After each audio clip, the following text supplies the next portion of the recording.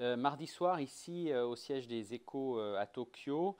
Alors, ce matin, vers 9h30, on a appris que la Corée du Nord avait, pour la énième fois, tiré un missile balistique, ce qui pourrait paraître banal, puisqu'il y en a eu 11 depuis le début de l'année et 80 presque depuis le début du règne de Kim Jong-un, l'actuel jeune dictateur qui est arrivé au pouvoir fin 2011 à la mort de son père. Mais pourquoi ce missile est extrêmement important et différent? C'est parce que la première fois, Pyongyang prouve qu'il peut faire voler avec succès, tirer avec succès, un missile intercontinental balistique, c'est-à-dire un ICBM, comme on dit en anglais. C'est un missile qui, selon la classification, est capable de voler et de porter une charge avec précision sur plus de 5500 km. Donc c'est extrêmement, c'est un progrès technologique énorme puisque le pays, depuis des années, était capable de faire voler des missiles de portée courte ou de portée moyenne ou intermédiaire. Et donc il pouvait viser potentiellement le Japon et la Corée du Sud.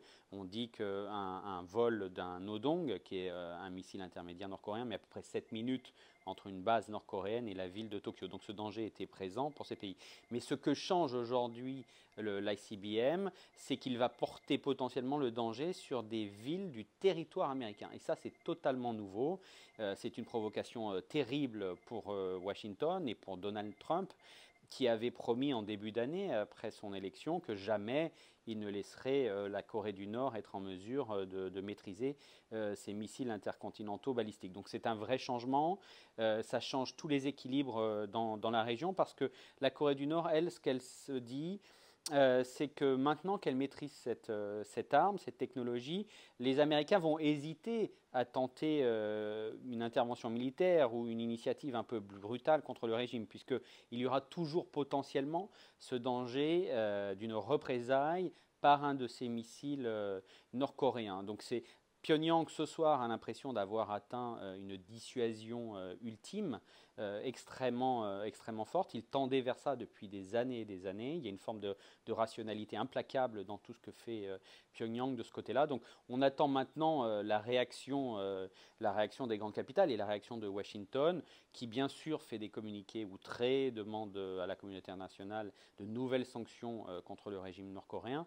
Mais on ne voit pas très bien ce qu'il pourrait faire de plus. Le pays, la Corée du Nord, est sous sanctions depuis 2006 et pourtant, à aucun moment, ça ne l'a empêché d'accélérer son programme balistique et aussi son programme nucléaire, puisque parallèlement au développement de cette ICBM, Pyongyang essaye de développer une charge nucléaire miniaturisée, c'est-à-dire une bombe atomique que l'on pourrait placer dans la tête, dans l'ogive de cette ICBM pour pouvoir porter un danger nucléaire directement sur le sol des États-Unis, ce qui serait là vraiment potentiellement extrêmement périlleux.